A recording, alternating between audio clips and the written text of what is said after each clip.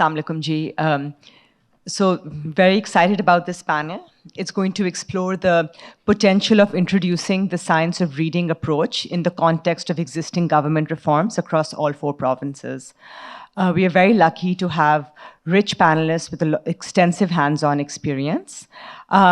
Through the panel, we will look at national curricular priorities and assessment mechanisms, and in particular with the focus on early reading instruction. We will look at provincial investments and approaches. We will look at local evidence. We will look at, very importantly, the subject of language of instruction and how it's being followed in the provinces. And finally, discuss some implementation challenges and approaches. My first panelist is Additional Secretary Saab from the KP Elementary and Secondary Education Department, Mr. Zahiruddin Babar. Zahir Saab, if I could kindly ask you to come up. Zahir Saab is a mid-career management cadre officer with an LLB degree, currently serving as Additional Secretary Reforms and Implementation in the Elementary and Secondary Education Department, Government of Khyber Pakhtunkhwa. He's closely involved in steering institutional reforms, governance strengthening, and implementation of large-scale education initiatives, with a focus on system improvement, accountability, and service delivery. Mr. Babar's work spans policy coordination and reform implementation across provincial education systems, and he remains committed to advancing responsive, efficient, and effective education. Our second panelist is Dr. Tabassum Naz from the National Curriculum Council. Dr. Naz, if you could join us on stage, thank you. Dr. Naz is a prolific educationist with a postdoctorate in safeguarding child rights for sustainable development. And she has been a leading force in promoting inclusive child-centered education and driving curricular reforms in Pakistan. She has represented the country as a keynote speaker at prominent international platforms, including the Asia-Pacific Children's Conference in Japan, Indonesia's Conference on Education for Sustainable Development, Kazakhstan's Regional Conference on Global Citizenship, and Korea's International Conference on Democracy in the Post-Truth Era. With numerous publications and active contributions to curriculum development, think tanks, and academia at Quaid-e-Azam University and other universities, her guiding motto is empowering every child through education for a sustainable and just future. Glad to have you here, ma'am. We have Dr. Junaid Hafiz Samo Saab, who's come all the way from Karachi for this panel. Samo Saab is the Chief Program Manager for the Reform Support Unit in Sindh Elementary and Sindh Education and Literacy Department. Samo Saab is an ex-PCS officer with the government of Sindh, and he has extensive experience in the public sector, particularly in administration and development projects. He has served as Deputy Commissioner, Additional Deputy Commissioner, Assistant Commissioner, Deputy Secretary Social Welfare, Additional Secretary, and Director General of the Monitoring and Evaluation Wing. He's presently involved in several foreign-funded projects, including SELECT, DEEP, REP, ASPIRE, and DARE. Thank you for coming all the way, Samo Saab. We have our following 2 speakers have traveled here from Lahore. We have Dr. Taiba Tamim, Dean, Lum School of Education. Dr. Taiba, could you kindly join us on stage? Dr. Tamim is currently the Dean and Chair, Sayyida Parveen Babar Ali, at the Sayyid Ehsan Ali and Sayyid Babar Ali School of Education at LUMS. Her work, published and presented at national and international forums, covers issues of social justice, equity and inclusivity in education, with specific reference to languages in education, language policy, gender, and caste. Her ongoing research also explores how education is filtered through class, gender, caste, and disability. She has a strong interest in education for sustainable development and higher education. Dr. Tamim has led several funded research products and publications with national and international partners and forums, including those with USAID, British Council, the World Bank, Gates Foundation, and IDEAS. And we also have Abbas Rashid Saab, who's come from Lahore as well, to support the panel. Abbas Rashid Saab is Executive Director of the Society for the Advancement of Education, SAHI, an institution active in the field of education research and advocacy for many years. He has over 2 decades of experience in working in the areas of language and learning, content development, policy engagement, citizenship education, and related areas central to the issues of quality and equity in education. His jointly edited book, Educational Crisis and Reform, Perspective from South Asia, was published by the Oxford University Press in Pakistan. Thank you once again. We can start the panel discussion. So we'll have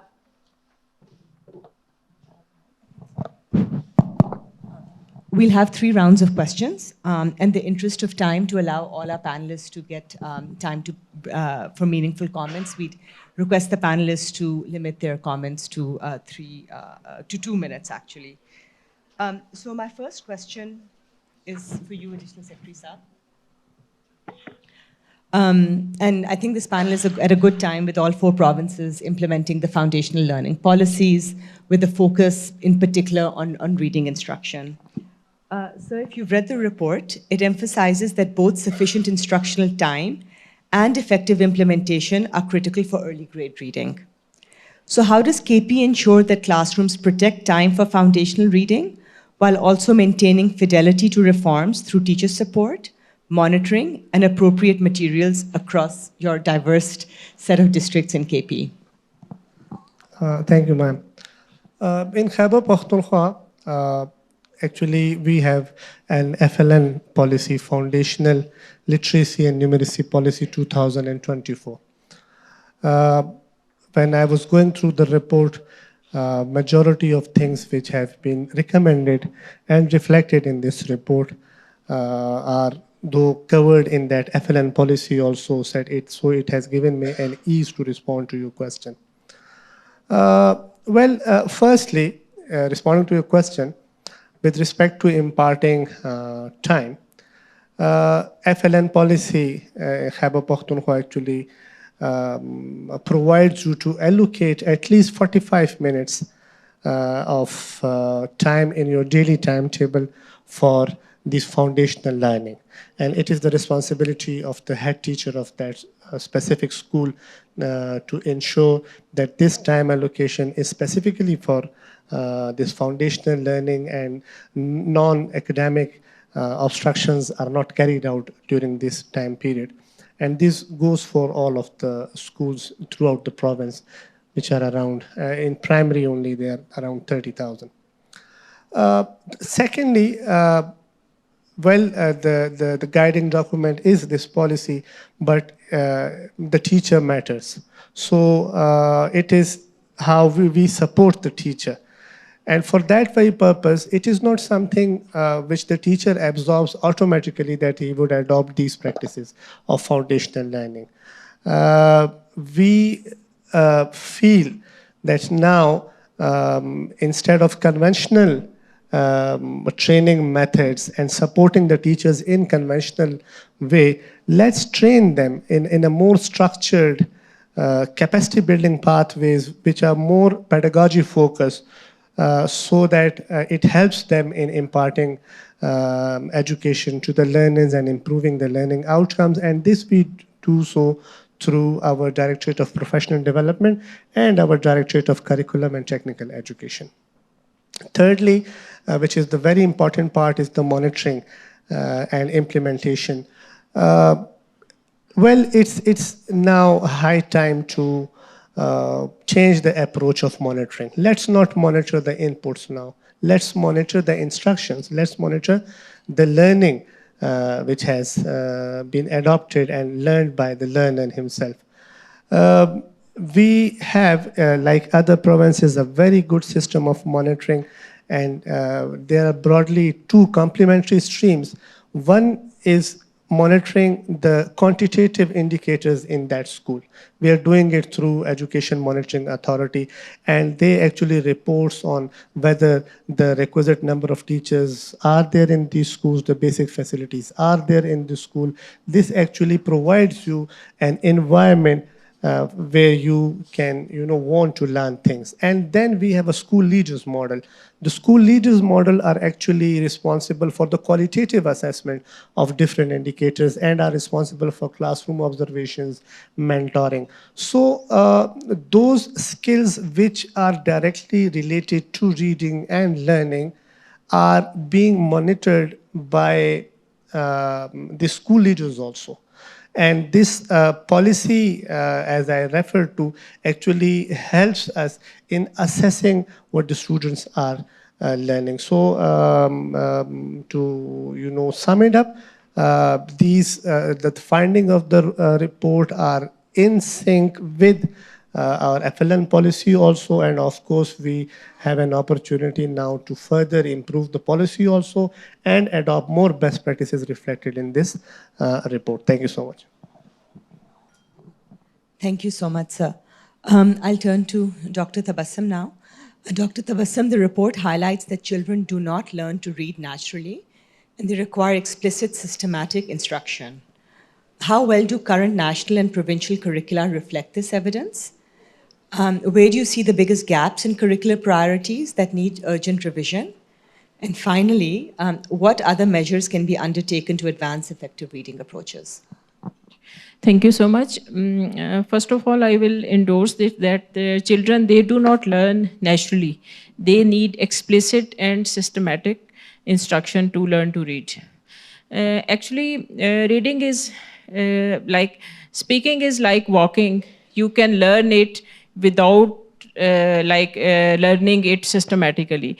But reading is like driving. It's a skill. You cannot have this skill until and unless you are not being guided systematically, because it involves certain rules, certain instructions. So as far as the national curriculum of Pakistan is concerned, like if we see from grade early years, ECE to grade 2, we have all these, as we have just witnessed in these presentations, the way how the reading is learned, like awareness of the phonemes, and then blending, and then segmenting those sounds, and then blending, and then starting reading. All these are there in the national curriculum as well. But but still we are having these reports that students, they are unable to read. So now we need to find out where the problem is. Number one is that recently National Curriculum Council conducted a research study to identify the challenges in the implementation of the national curriculum. And our team of National Curriculum Council visited all provinces in person, and we collected some data based on the SIP model of evaluation. And we collected some quantitative and qualitative data as well.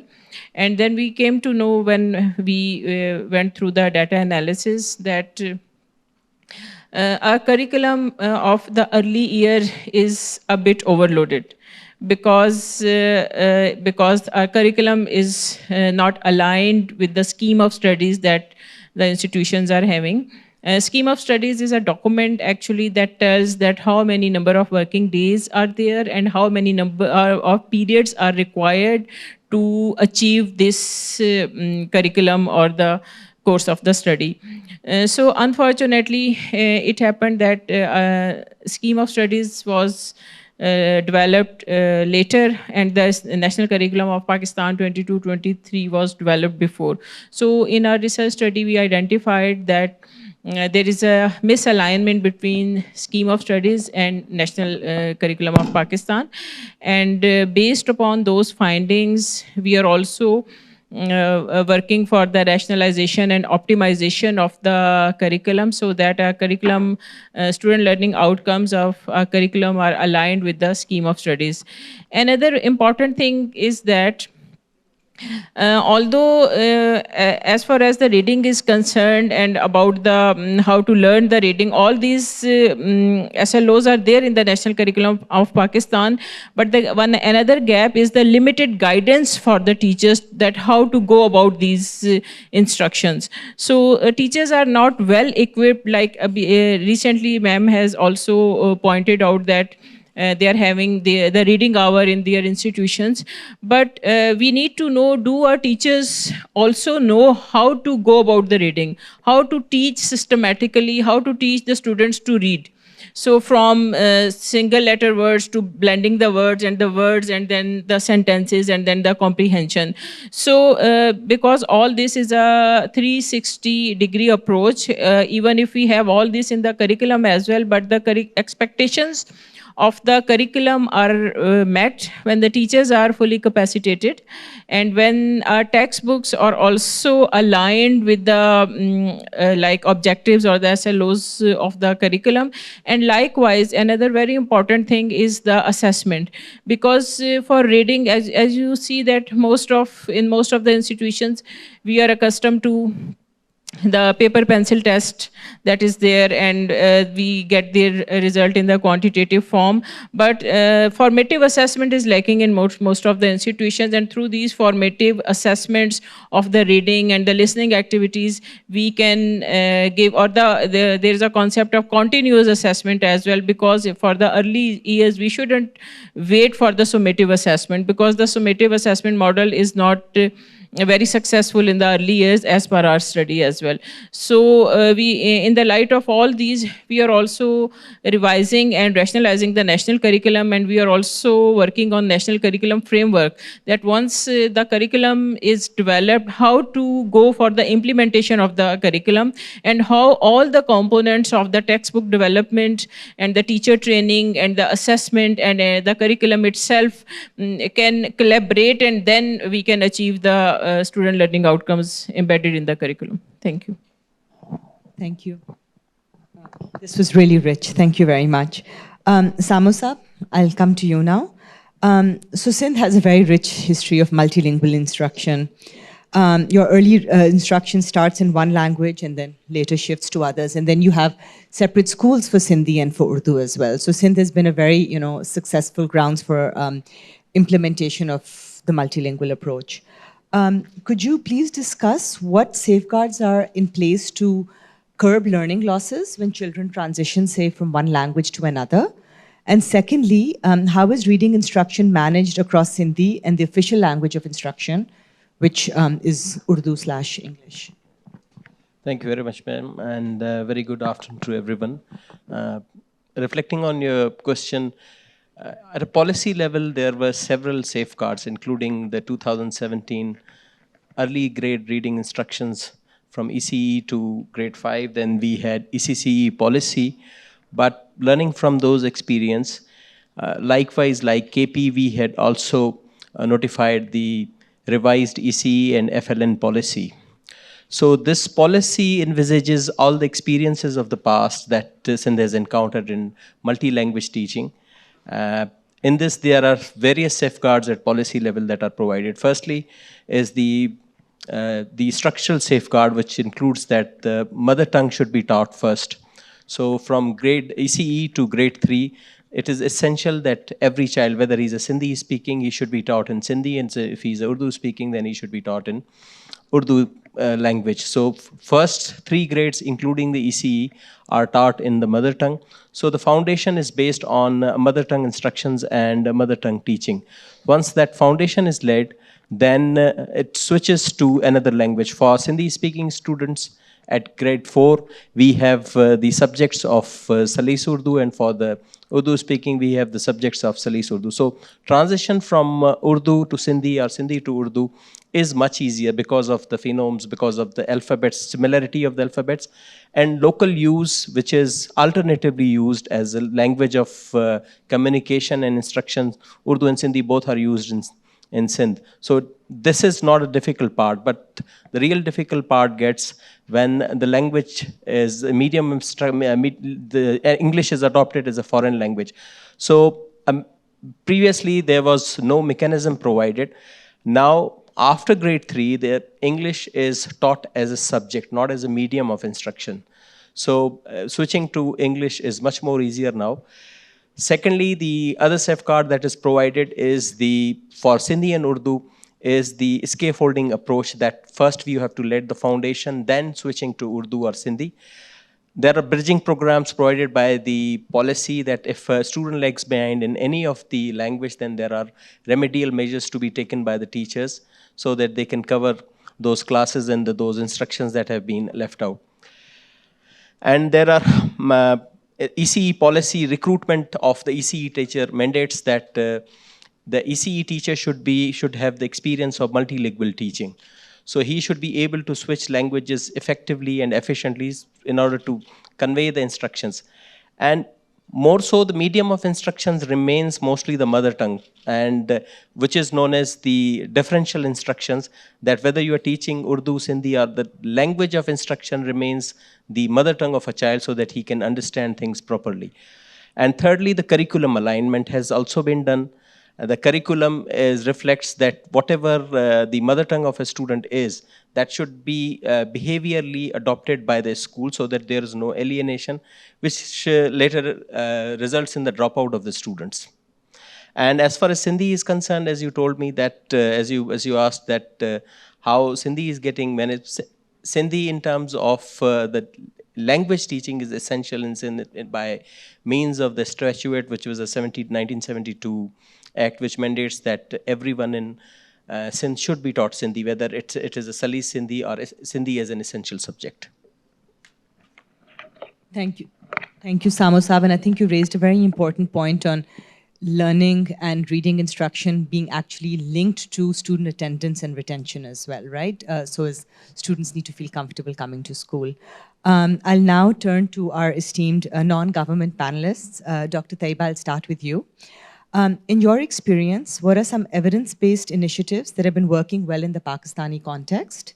What could be done more to support the development of reading skills of children, particularly in the early years? Thank you. Thank you so much for the question.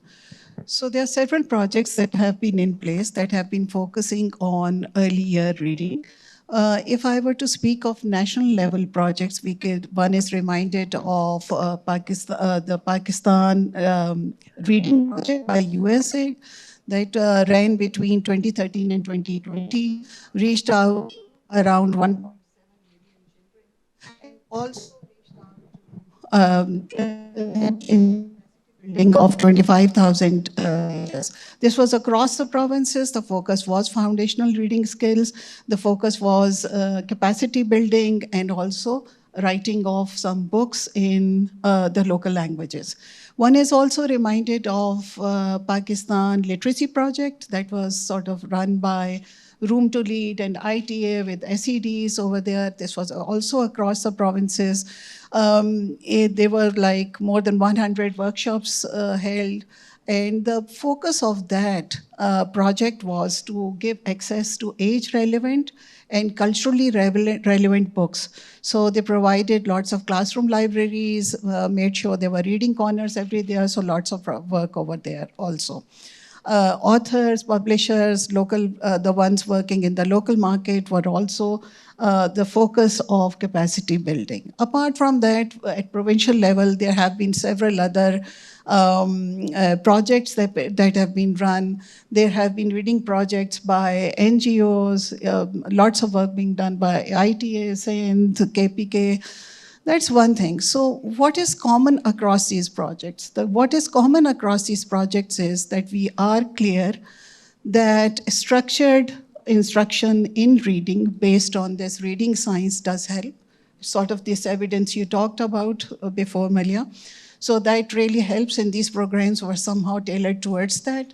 We also know that if the teachers are supported and given some sort of like support, mentoring, it helps run the program.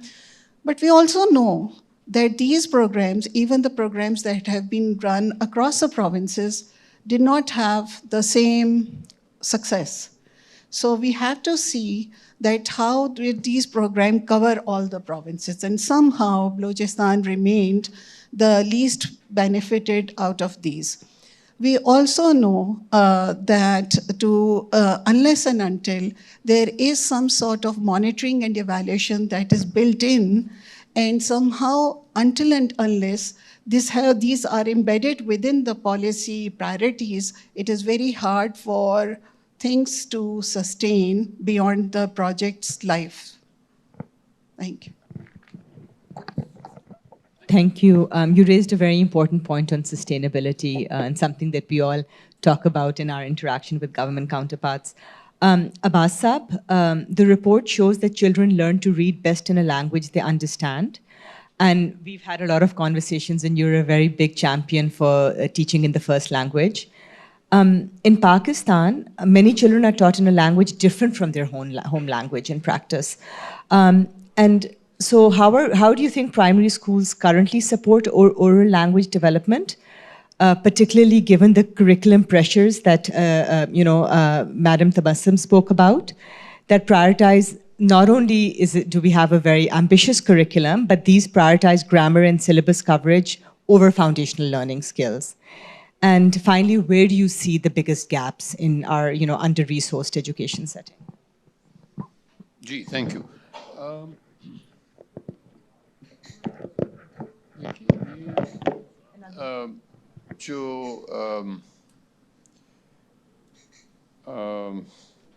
जो gap है, that is significant in many parts of the country, if not most. So, बच्चे की जो ज़बान है, जो the language that he or she speaks at home, the mother tongue, is different, and the teacher is translating.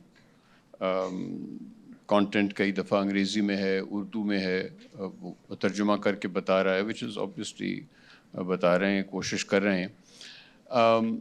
But that isn't necessarily the best way to learn language. You understand what is being said. You comprehend कि अच्छा किताब में ये जो फ़िक्रा था, ये जो paragraph है, इसका मतलब ये है. That is not the same thing as acquiring that skill, acquiring the language. दूसरी बात ये है कि इस पे ग्रामर पे मसलन बहुत फोकस है. We are very ambitious. Grade 2 की मैं किताब देख रहा था जिसमें I think it was either Unit 1 or Unit 2 which had a section on creative thinking, and there was a direction कि बच्चा अगर 5 जुमले लिख दे, 3, 4, 5 अल्फाज के, और नीचे डायरेक्शन दी हुई थी कि ज़रा पंक्चुएशन का ध्यान रहे. I really don't understand where we have picked this up from. बात ये है कि इस उम्र में you should be concerned about comprehension, you should be concerned about expression. अगर वो अपनी बात आपको समझा पा रहा है, that is fine.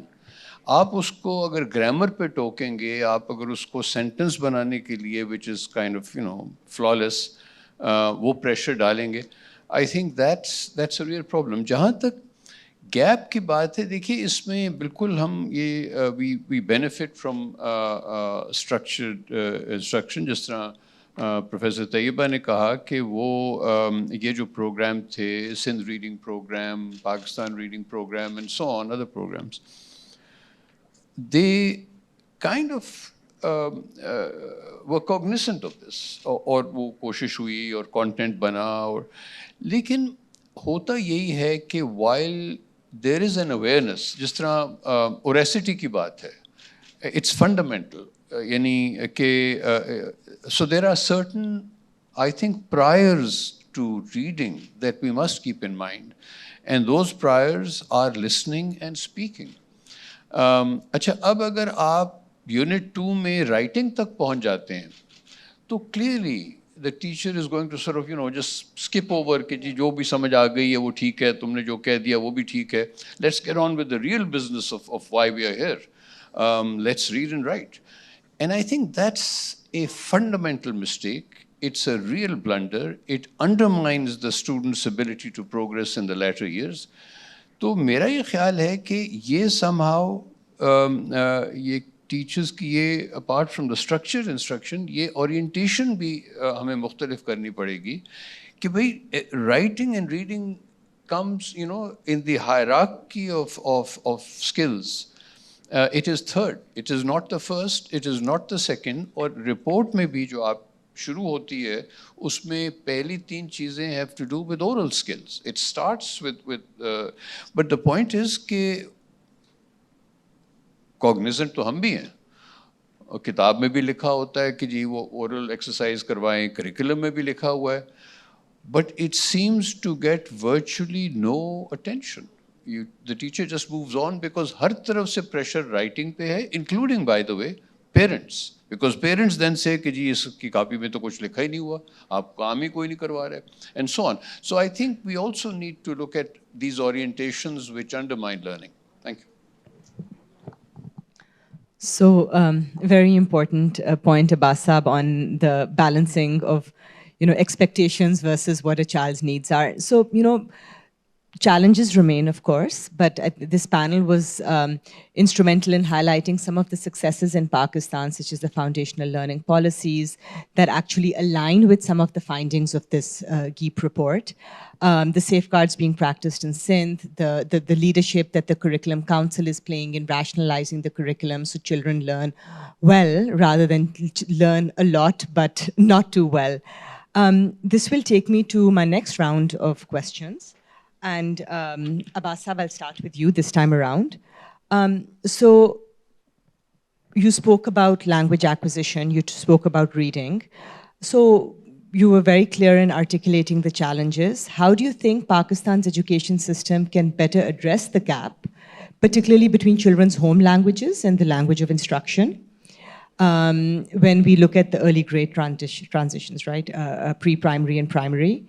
And while, based on what Madam Tabassum said, remaining realistic about curriculum progression, assessment and assessment practices. मेरा ख्याल में जी एक तो ये बात हमें देखनी चाहिए कि जहाँ as you said कि जो successes हैं, let's learn from them, and I think Sindh is a very good example. They are managing this transition, and I think there is much to be said for it. कि यानी हमारे लिए it's a challenge because we often hear this, reservation कि देखें आप अगर अंग्रेज़ी शुरू से नहीं पढ़ाएंगे तो फिर अंग्रेज़ी कब आएगी तो फिर उर्दू कब आएगी and so on. So I think we have an example right here at home कि जहाँ पे जो बच्चे उर्दू में शुरू होते हैं वो सिंधी भी पढ़ते हैं, जो सिंधी पढ़ते हैं वो उर्दू भी, and it isn't as formidable a problem as we think it might be. हाँ ये ज़रूर है that we need और जो gap का पहले भी आपने जिक्र किया, and I'm sorry I started talking about something else. The gap again, as perhaps in most parts of the world, does have to do with teachers. देखिए अगर हमने जो not only teacher training but teacher education की जो बात है, जो आप उनको पढ़ा रहे हैं before they get into the profession, in colleges, in universities, if you're not dealing with things that they will have to do when they get into the classroom, then you already are leaving a gap there. And I think so, उस level पे भी बहुत कुछ करने की ज़रूरत है. And I feel even in terms of content, अभी कुछ जिक्र हुआ था मेरा ख्याल में content के हवाले से, I'm actually quite in favor of what is it called, sort of widespread reading, also as a way of learning. ठीक है, phonics की बात अपनी जगह है, and it's critical, analyzing the phonemes, awareness, etc. वो सब ठीक है. But I think we've lost sight again. We do mention occasionally libraries, कभी-कभी जिक्र खैर होता है libraries का, but I think we need to do more than that. We need to have, अगर library नहीं हमारे resources allow करते, तो भाई reading corners बना दें, कुछ और कर दें. I think when we talk, and I think the report does that, it also talks of reading culture. But I think इस तरह की कुछ चीज़ें दब जाती हैं. They kind of, we lose track of them and they are critical. If you're not going to create a reading culture, if you're not going to create content that's contextualized, that is engaging, that children would want to come and read, तो मेरा ख्याल में कि reading फिर it just becomes a much more difficult kind of enterprise. Thank you. Thank you, Abbas Saab. And I think given even in low-income households, the pull of technology, this is a very uphill task, right? To generate that culture in schools and at home as well. And that brings me to you, Dr. Taiba. So we spoke about global evidence here today. We spoke about some local evidence, local best practices.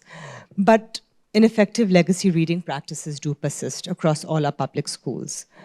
So from an academic and systems perspective, why do you think this research practice gap endures?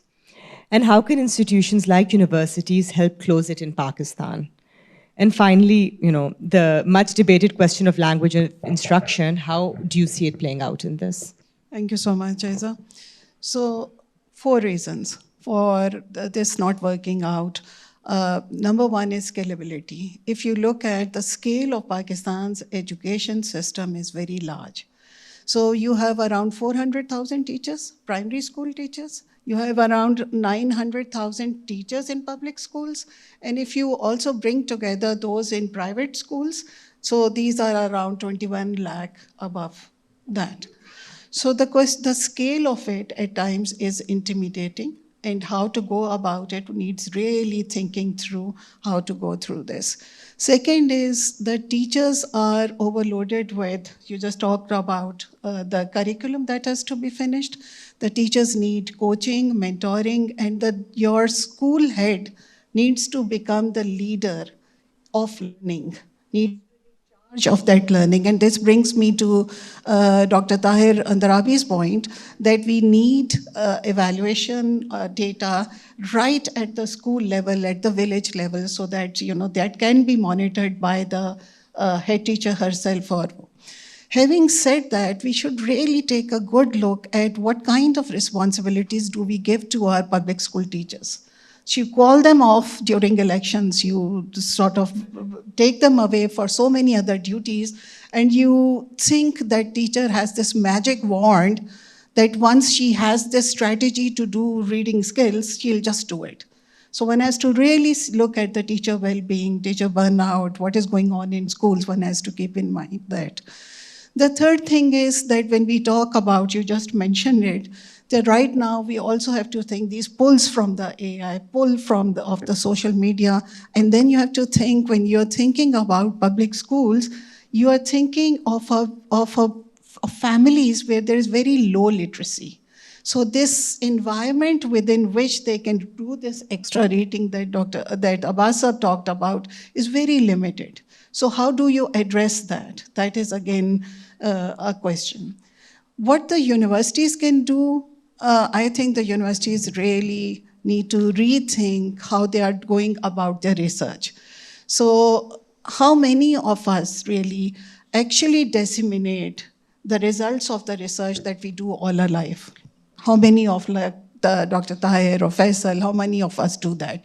So most of the times we are talking about the teachers. We're thinking about these excellent strategies that can be used and done, and we're talking out to this global audience. But we are never talking locally, so there needs to be a connection between policymakers and university more. We need to link up with teachers more, and we really need to stay grounded in what we are doing. One last point over here, because this is something very close to my heart. There are so many schools of education in Pakistan. There's so much research that students do in MPhil. And where does that research go? So we need, if there is some curated way of doing research around the key issues that we face, it might help. So let's partner with each other and see where we can go with it. Thank you. Thank you. And here I'd like to, appreciate the role of the DRRC in introducing that, connection between research and practice. Samosab, I'll come to you now. If another province or even country were starting from scratch on early grade reading reform, what is one hard-learned lesson from Sindh's experience that you would advise them to please focus on? Rather than one hard lesson, there are positive lessons as well as some of the shortcomings are, maybe call them failures of Sindh, that do not have translated into a much bigger success. The shortcomings could be that we had isolated programs of PRP, SRP, and policies. So these programs were implemented in terms of not as a cohesive or scalable and finally institutionalized versions of what should have been. These were implemented as soon as the projects were there, the momentum was there. As soon as the projects ended, those programs, those built-up mechanisms sort of fizzled out. So I think what every province need to learn, that the effort should be cohesive, effort should be comprehensive, and it should be scalable and institutionalized into the government institutions so as to carry out. Once the project is over, once that training is over, this should be carried out after the ending of the project or that particular training. Secondly, there is, I can go on and go on what we were talking about, the FLN policy and ECC policy, how it safeguards the language switching. But there is a certain gap in the actual, the letter of the policy and spirit of implementation of the spirit of the policy. So the implementation of the policy should always be 100% in letter and spirits for the effective implementation of any reading program. So there are positive aspects to be learned from Sindh. Sindh is the first province that has promulgated the teaching licensing policy, and that is a way forward that will brought the professional teachers into the system in the private schools as well as in the public sectors. And one of the say a big feather in the hat of Sindh is the recruitment of 93,000 teachers. It's a massive recruitment over the years of 4 years, and also carrying out the initial professional development of those teachers for as it does not just recruitment doesn't prepare a recruited teacher for better pedagogy. Initially importing what is pedagogy and how a child is to be taught. Completing those trainings of 93,000 teachers is a big example for any of the provinces. Thank you, Samusab. I think, again, I think both our panelists have focused on scalability and sustainability, very important. Ma'am, Dr. Tabassum, I'll come over to you now. So one of the recommendations in the report was a clear scope and sequence for reading skills across the primary years. How can the curriculum better ensure continuity from oral languages and phonics in early grades to fluency and comprehension in later primary grades? And how can assessments be used to better measure these foundational literacy skills rather than relying on high-level or rote-based instructions? Thank you. There is no doubt that the curriculum, we have a ambitious curriculum, and I have already mentioned that we have initiated the process of rationalization and optimization of national curriculum of Pakistan. Right now, we are working on our urgent priority was the curriculum from grade 9 to 12, which we are working right now. And after this, from March onward, we will work from ECE to grade 2. So we see that because of having too many student learning outcomes, teachers, they try to cover each of that, and ultimately they are unable to cover most of them in its true letter and spirit. So that's the responsibility of obviously at the end of the curriculum. So we are working on that too. But still, I will again say that it's a complete whole package. For the implementation of the curriculum, it has to be aligned with the textbook, it has to be aligned with teacher training, and it has to be aligned with the assessment. Because the assessment, it has a washback effect. They will, whatever will be assessed will be taught in the classroom. So, but as far as since we in the early years or in the primary years, we can use the tool of formative assessment. For that, we are giving the recommendation in our national curriculum framework, which we are developing now, and that will be showcased in a couple of months as well. So for reading particularly, the most important role is of the formative assessment, and as my colleagues have also pointed out that, and that was one of the finding of our research study, was that the teachers are occupied with so many administrative tasks as well. So that's why they are also not focused. Plus, they lack their own skill how to go about, how to teach the reading, how to instruct, or or what is the instructional design that is to be implemented for the reading. And as far as the textbook is concerned, and for which we blame the curriculum, that the curriculum is also heavy, and sometimes if you just see that there are certain student learning outcomes that can be achieved through a graph, that can be achieved through a picture. We don't need a heavy text for achievement of each and every student learning outcome. So we have to, and we are looking towards this issue as well. And unfortunately, and very unfortunately nowadays, since we at National Curriculum Council, we receive the textbook for issuing of NOC as well. So Although technology has its own benefits, but we are facing the cons of it in a way that most of the textbooks are being written by the chat GPT now. So, and we had to, and even the books which are being submitted here, even people, they don't even, I think, go through, it's very unfortunate, but even they don't go through the text that is being submitted to us. And we can easily highlight the languages and the headings and all that. So these are the things, these are the ethical issues as well with us, that we have to like we although we can take the help of the technology, but at least we need to know that learning design for which that should be age appropriate. If we're using it, we should use it age appropriately. So I think it needs a whole education approach instead of only the curriculum and only the teachers and only the assessment. Thank you. Thank you, Dr. Tabassum. Additional Secretary Saab. The report emphasizes that explicit, systematic instruction across 6 core reading skills is essential for early literacy. From KP's experience, what are the biggest system-level shifts, such as curriculum, teacher support, or assessment, that would be needed to move away from legacy reading approaches and toward evidence-based reading instruction at scale? Okay, there are a lot of gaps, and it has already been mentioned by one of our colleagues.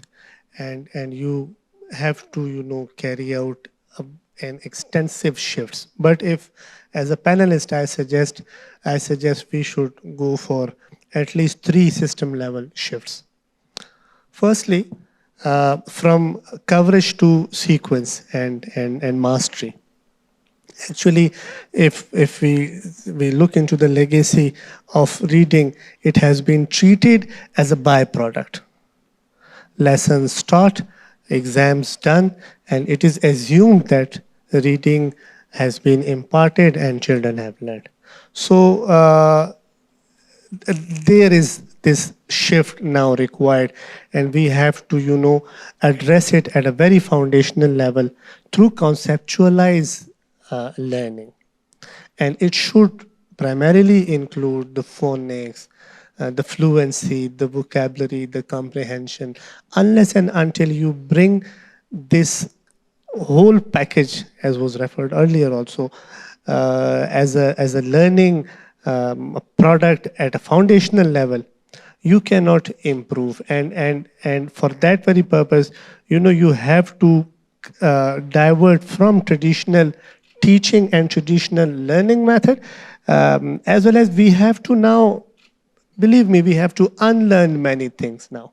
It's high time that we should now unlearn many practices, many conventional ways which we are otherwise doing. Let's unlearn. So secondly, teacher development is very important. Again, the conventional trainings, the training modules which are there are the conventional ones. If we have to improve foundational skills, mainly reading also, we have to now, shift these modules of training to the teachers to more conceptual things and bring these reading curriculums, this pedagogy of reading and other foundational skills into the teacher trainings. Samo Saab rightly mentioned about recruitment of 93,000. It is a very, a good step, and we really appreciate it. It is acknowledged. So there's a lot of teacher-student ratio gap. You can manage to meet this gap. You can bring the teachers, but when you bring the teachers, it is now the time that at the time of induction, you have to impart such trainings to these teachers which are not conventional and which are more, learning outcome based. And the third, the most important thing is the assessment and the feedback. Let's not, as I mentioned earlier, monitor the inputs. Let's monitor the learning outcomes. Let's monitor the instructions. And this can be done when you very actively monitor, take evidence, and then assess them and analyze them proper, and then reach to a decision. It ultimately helps you in more evidence-based decision. Now it's really, high time to shift to formative assessment, not conventional assessment. And the technology, the AI technology, Madam already has mentioned, let's take help from this. Now, in Khyber Pakhtunkhwa, we have introduced semester system in schools. I don't know how many of you know this, but now we have 2 semesters in schools also. And we have bifurcated them into summer zones and winter zones. We are now thinking that we, through this formative assessment, can gauge a student if he is performing good in, say, level 5. He can be recommended for promotion even after first semester to grade 6. Similarly, if even in the second semester a student is not performing, his grades would tell us to retain him for an additional semester. So these formative assessments, structured assessments are the the need of the hour. To sum it up, I would just repeat that 3 system level shifts, 1 from coverage to sequence, proper, second is the proper teacher training, and third is the formative assessment. Thank you. Thank you so much, sir. So just to recap some of the important points raised by panelists is the importance of a reading culture, an intentional focus on reading, strong alignment between a streamlined curriculum, textbooks, teacher development, assessments, formative assessments, and then feedback loops to teachers. And finally, a focus on integrity of implementing the policies that we've introduced, a focus on scalability and sustainability.